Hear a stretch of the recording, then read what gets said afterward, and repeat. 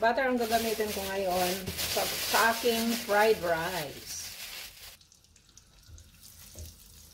Para mas masarap dito guys, malasa.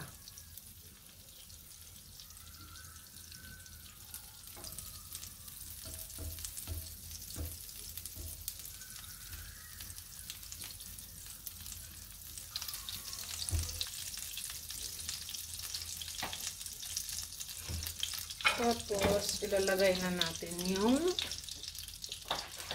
bawang ulit.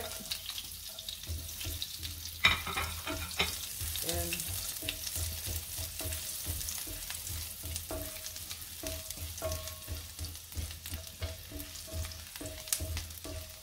Huwag natin i-overcook yung bawang guys para yung aroma ng bawang malalasahan natin. Pag masyado kasing brown or sunog, lalagay din natin yung onion.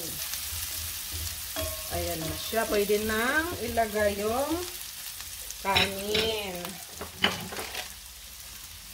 Na natin guys ha. Ayan. Basmati nga pala na rice yung ginamit ko guys. Basmati rice.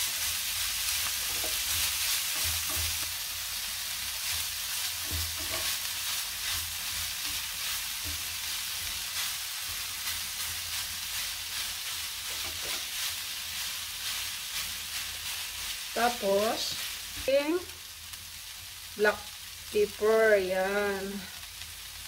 Tapos, yung garlic powder.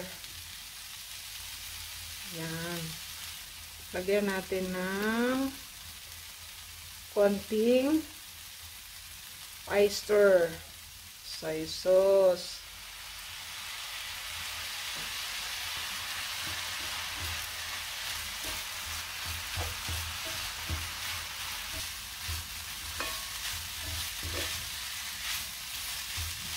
Yan guys. Natin yung gulay. Yan. Tama na. Parang Chinese style guys. Oh, kanin na itlog. Tingnan natin guys, no. Yan. Tingnan naman natin guys ang aking fried rice.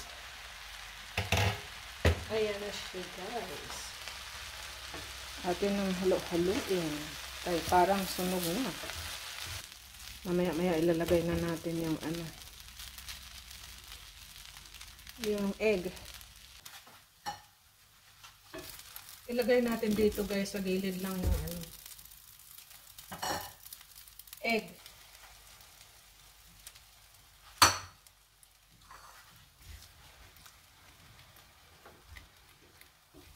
Para maluto siya. Lutuin muna natin dito sa gilid.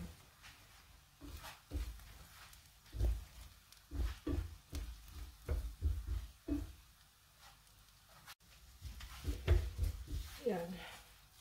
Saka natin ihalo.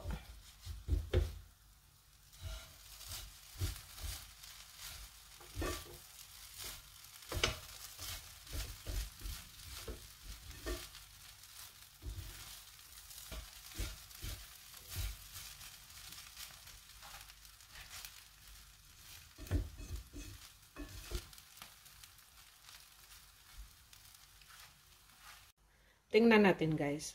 Mukhang luto na itong aking fried rice. Charan! Yan siya guys. Luto na. Luto ng aking fried rice. Thank you.